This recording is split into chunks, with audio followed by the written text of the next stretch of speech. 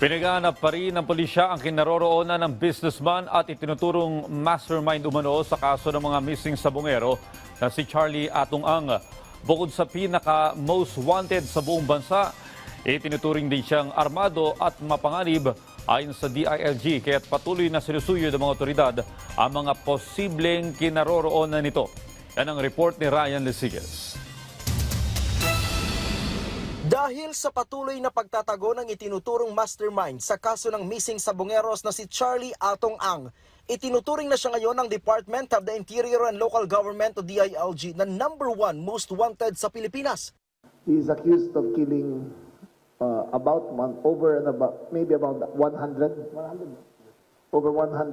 missing sabongeros. Ayon kay DILG Secretary John Vic Rimulya, tuloy-tuloy ang pagsuyod ng mga otoridad sa kanyang mga ari-arian para isilbi ang warrant of arrest. Kabilang sa mga properties na nasuyod na ng Criminal Investigation and Detection Group ay ang mga bahay nito sa Pasig, Mandaluyong, Batangas at Laguna. There are properties, ma'am, na minomonitor namin.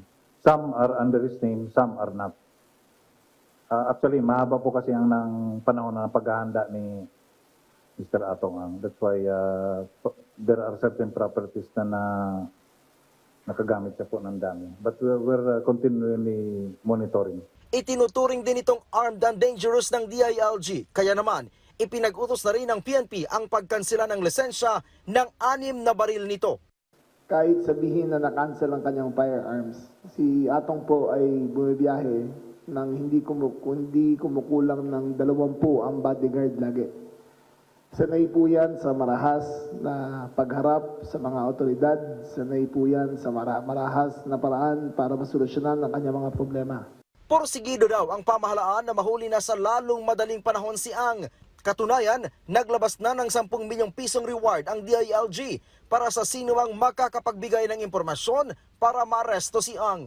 Yung 10 million na yan ay sapat na para sa akin na mahihirapan siya magusto na bilhin ng kanyang kalayaan. Kinumpirma naman ng Bureau of Immigration na nananatiling nasa Pilipinas pa si Atong Ang. Wala ring lusot si Ang kung nakalabas na siya ng bansa dahil isasama na ang kanyang pangalan sa mga pugante sa Interpol Red Notice. Sa pag-check po namin, wala naman po siyang recent na departure sa aming record. So, dapat nandito po siya. Si Ang ay may kinakaharap na kasong kidnapping with homicide and serious illegal detention kaugnay sa pagkawala ng nasa 34 na mga sabongero noong pang 2021 hanggang 2022. Ryan Lesigas para sa Pambansang TV sa Bagong Pilipinas.